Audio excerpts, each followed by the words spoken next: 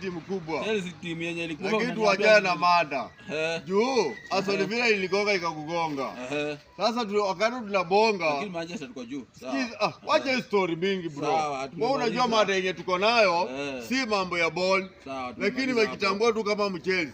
Lakini sisi wote tunalia mimi niligonga ukakongwa. Ndio. Haya basi. History ya Chirongo kama sisi Waluya kamili tunajijua na tunatoka Kakamega. Chirongo aliwawa ama alikufa? Tochi itatambua. Na kuuliza Chirongo aliwawa ama alikufa? Tochi ndio itatambua. Tochi ndio itatambua. Na hiyo tochi wakikataa kupumzika naye tufanye nini? Watakataa aje?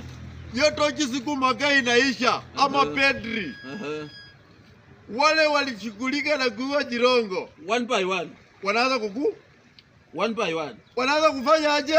One by one. Chirongo aliwawa. George na Tembe akiongea kitu, ameongea. Lakini wale walimuua. Wengine wenye wanaongea hao.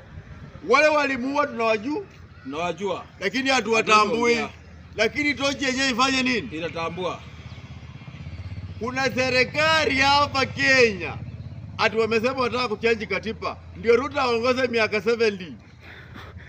Umesikia kitu? Na hiyo ni uongo. Umesikia kitu? Na ilitoka wapi? Si Mudavadi amesema.